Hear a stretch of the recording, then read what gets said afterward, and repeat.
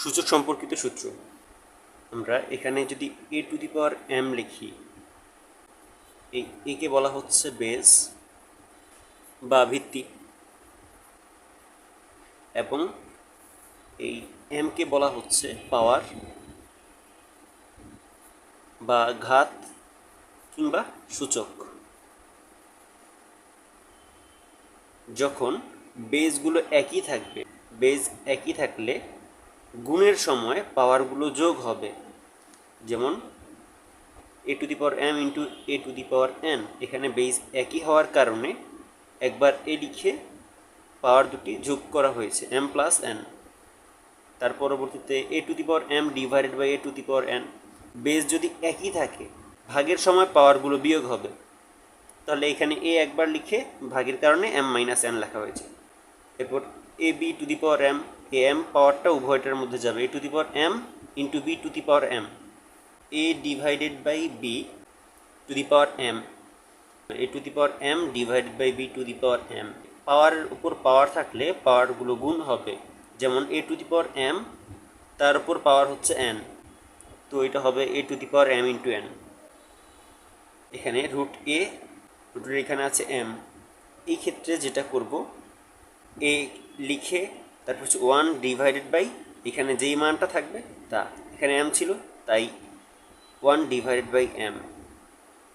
শুধু রুট থাকলে কি হবে, এর জায়গায় এ লিখে আর এই রুটটা হয়ে যাবে ওয়ান ডিভাইডেড বাই টু। যদি এখানে রুটের জায়গায় 3 থাকতো তখন কি হইতো, এর জায়গায় এ লিখব প্রথমে, লিখে কিউবিক রুটের জন্য 1 দ্বারা ভাগ করব 3কে, a to the power 1 divided by 3। এভাবেই এই রুটের এই জায়গায় যেই মানটা হবে পাওয়ারে চলে যাবে 1 ডিভাইডেড বাই সেটা। মনে করো এখানে 5 আছে আর এ,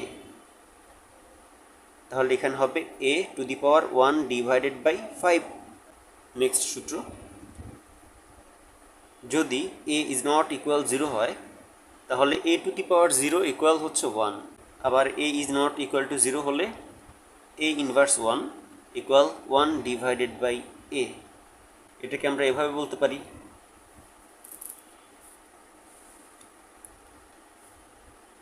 এ to the power minus n equal 1 divide by A to the power n. তাহলে মূলত কী করব, যখন কোনো একটা সংখ্যার ওপর পাওয়ার মাইনাস হিসেবে থাকবে তখন আমরা 1 দ্বারা ভাগ করব কি 1 ডিভাইডেড বাই, এটা লিখবো জাস্ট মাইনাসের চিহ্নটা প্লাস হয়ে যাবে, a to the power N. এখানে 1 divide by A to the power এনই লেখা হয়েছে কিন্তু মাইনাসটা প্লাস হয়ে গেছে। তাহলে এখানে কয়েকটা দেখা যাক। যখন এ টু দি পাওয়ার মাইনাস 1 লেখা হয়েছে তাহলে কি প্রথমে 1 দ্বারা ভাগ করতে হবে কি এ টু দি পাওয়ার 1কে, তাহলে পাওয়ার এখানে 1 লেখা যেই কথা না লেখা একই কথা, এই ক্ষেত্রে আমরা 1 ডিভাইডেড বাই এ লিখতে পারি। ওকে, তাহলে 5 টু দি পাওয়ার মাইনাস 6 যদি হয় তাহলে আমাদের শর্ত মতে প্রথমে 1 দ্বারা ভাগ করে দিতে হবে। কি ভাগ করব, এখানে যা আছে তাই, জাস্ট এটা প্লাস হয়ে যাবে। 5 টু দি পাওয়ার 6, এই মাইনাসটা এখানে প্লাসের পাওয়ার হয়েছে। ওকে, তার পরবর্তীতে এই সূত্র, a to the power x equal b to the power x হলে এ সমান সমান বি, মানে হচ্ছে পাওয়ার যদি সমান হয় তাহলে বেস দুটিও সমান বলতে পারবো আমরা। তবে শর্ত হচ্ছে x is not equal 0, a এবং বি হচ্ছে 0 থেকে বড় হবে। Number 10, a to the power x equal a to the power y যদি থাকে তাহলে আমরা বলতে পারবো এক্স সমান সমান ওয়াই। এখানে আমরা দেখলাম পাওয়ারগুলো যদি সমান হয় তাহলে বেস দুইটা সমান, আর এখানে হচ্ছে বেস দুটি যদি সমান হয় তাহলে পাওয়ার দ্বয় পরস্পর সমান হবে। A to the power x সমান সমান এ টু দি পাওয়ার ওয়াই হলে আমরা বলতে পারবো এক্স সমান সমান ওয়াই। কিন্তু এক্ষেত্রে শর্ত হচ্ছে এ ইজ গ্রেটার দ্যান 0 এবং এ ইজ নট ইকুয়াল 1।